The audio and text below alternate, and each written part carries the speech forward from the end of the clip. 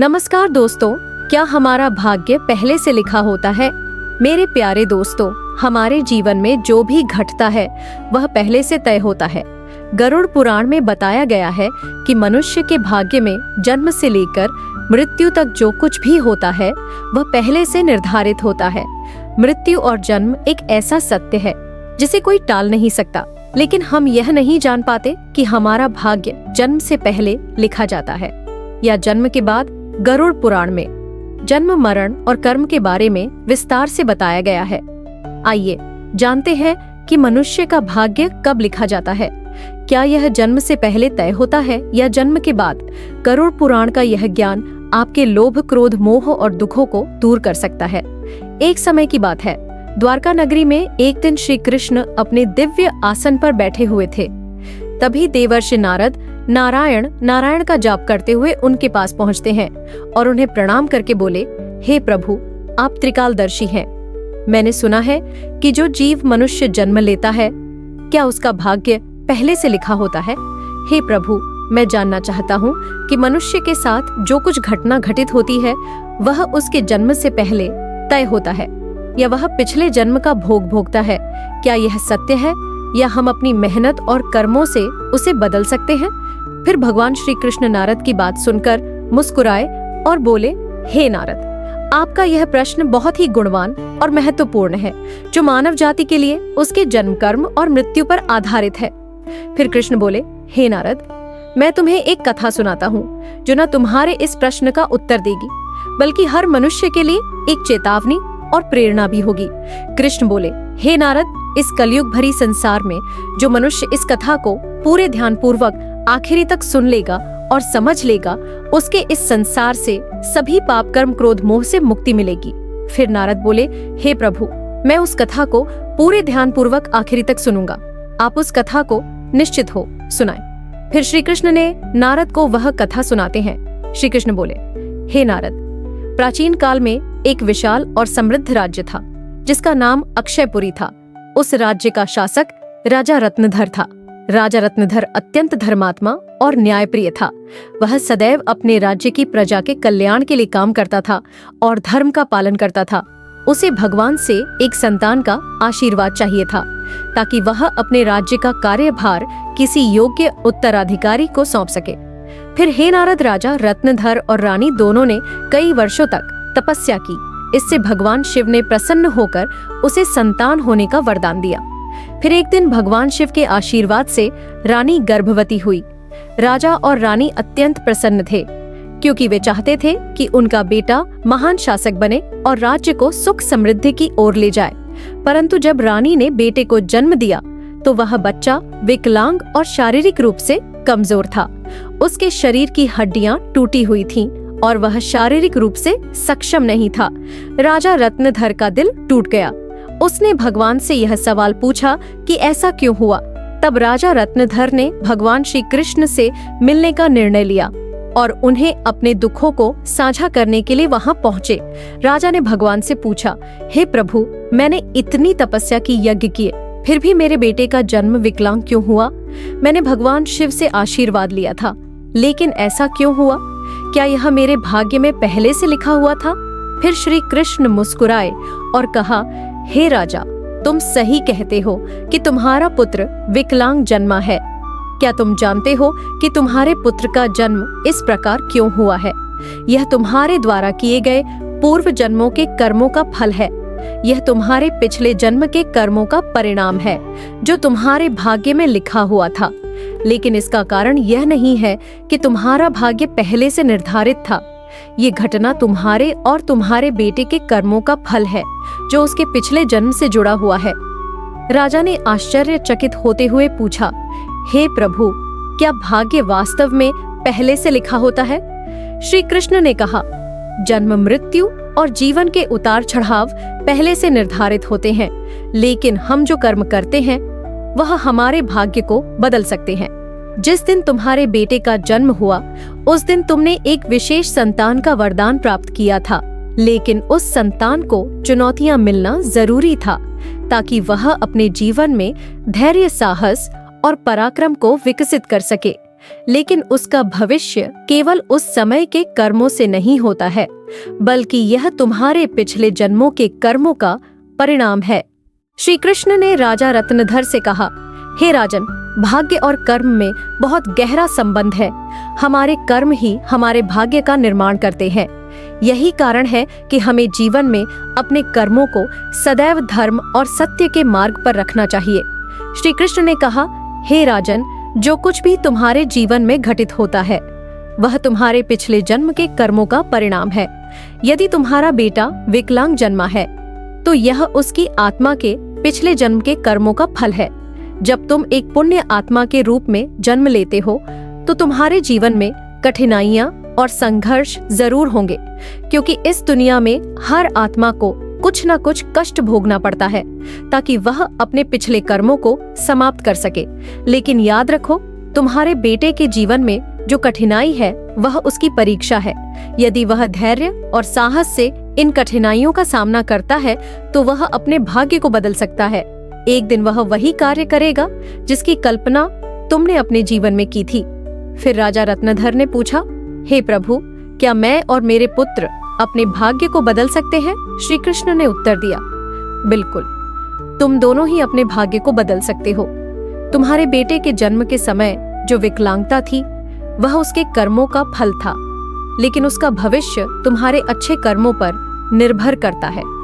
यदि तुम उसे साहस, धैर्य और आत्मविश्वास से भर दोगे तो वह अपने भाग्य को बदल सकता है। तुम्हारे अच्छे कर्मों के परिणाम स्वरूप वह एक दिन महान बनेगा और राज्य का भार संभालने में सक्षम होगा।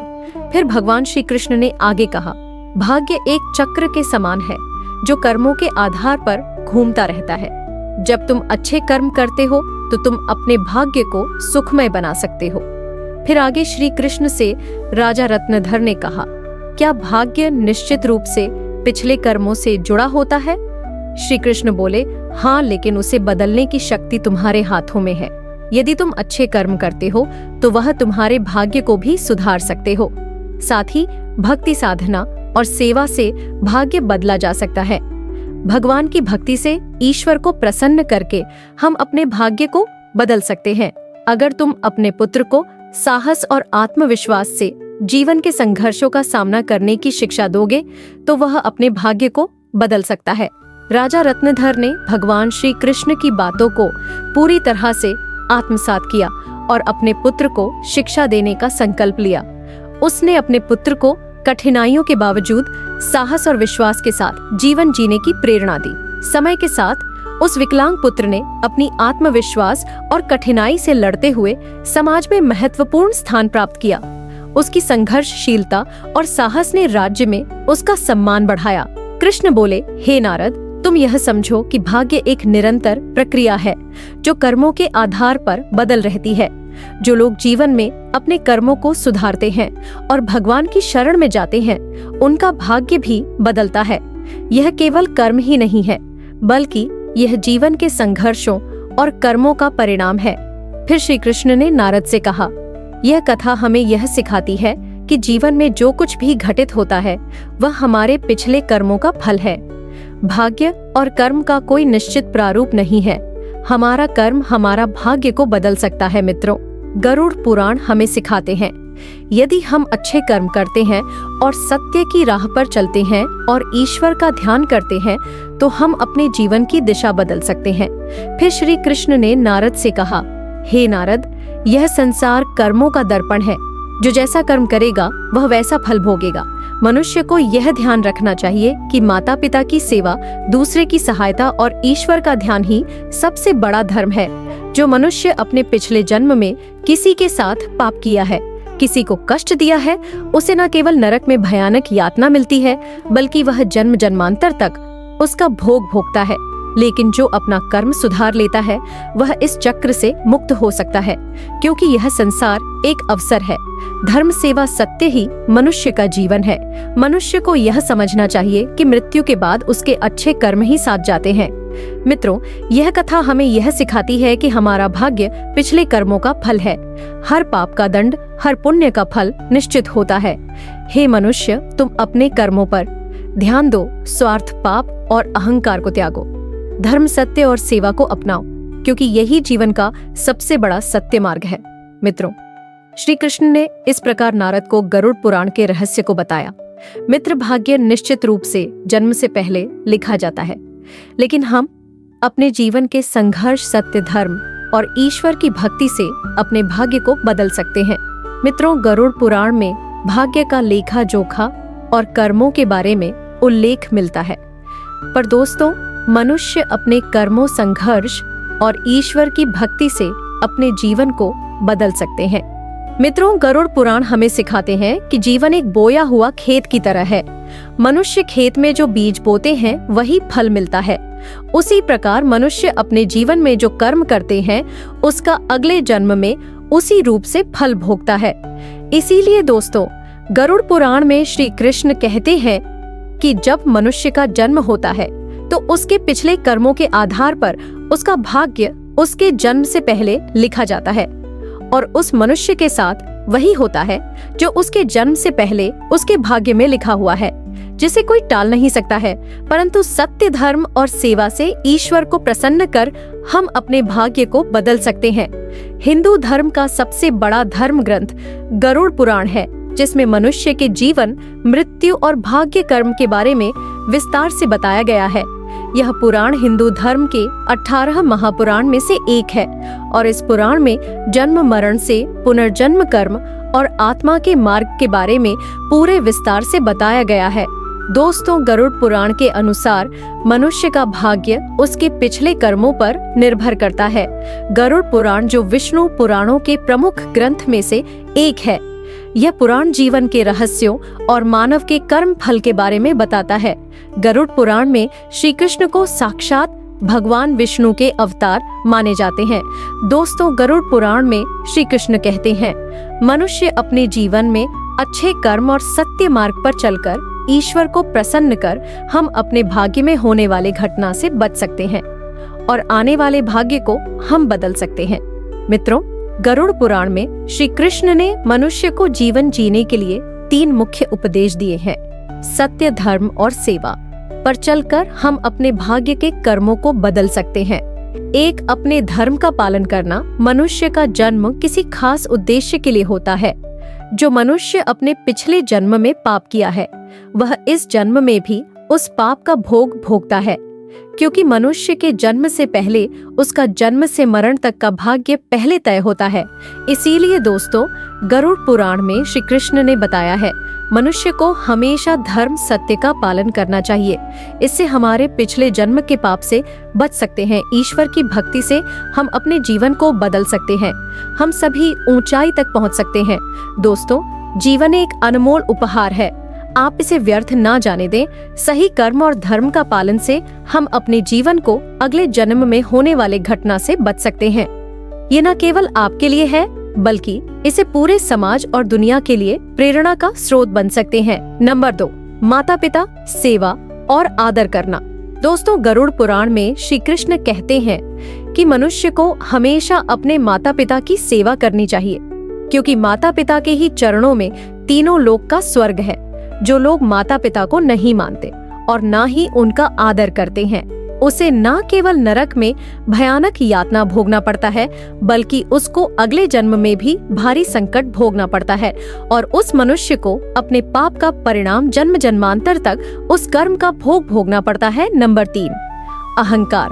दोस्तों, गरुड़ पुराण में श्री कृष्ण ने बताया है, मनुष्य का सबसे बड़ा शत्रु उसका अहंकार होता है, जो मनुष्य को अपने कर्मों से दूर कर देता है। जिस मनुष्य के मन में अहंकार प्रवेश कर लेता है, वह मनुष्य अपने जीवन को उस ओर ले जाता है जहां उसे संकट के सिवा कुछ और नहीं मिल पाता है। उस व्यक्ति को न केवल नरक में भयानक यातना भोगना पड़ता है, बल्कि वह व्यक्ति अपने आने वाले भाग्य को भी नरक की ओर ले जाता है। इसीलिए मनुष्य को हमेशा सत्य, धर्म और प्रेम की भावना रखना चाहिए। इससे वर्तमान जीवन और आने वाले भाग्य हमेशा खुशहाल रहे।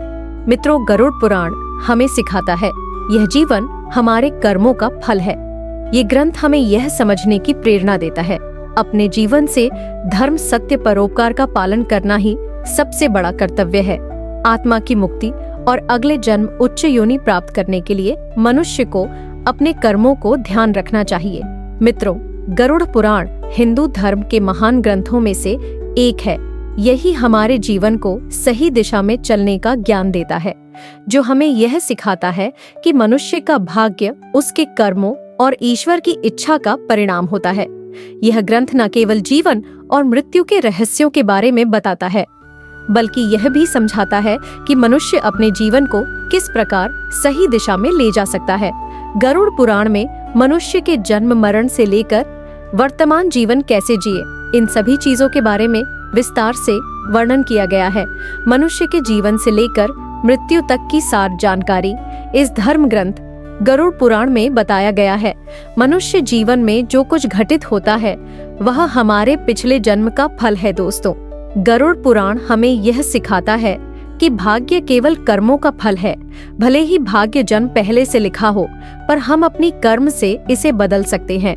मित्रों, जीवन एक दुर्लभ अवसर है जिसे सही दिशा में ले जाकर हम आत्मा को मोक्ष की ओर अग्रसर कर सकते हैं। तो दोस्तों, उम्मीद है आज की वीडियो पसंद आई होगी, तो वीडियो को लाइक करें और शेयर करें। हमारे चैनल दिव्य वाणी को सब्सक्राइब करें। अगले वीडियो में फिर मिलेंगे। जय श्री राधे कृष्ण।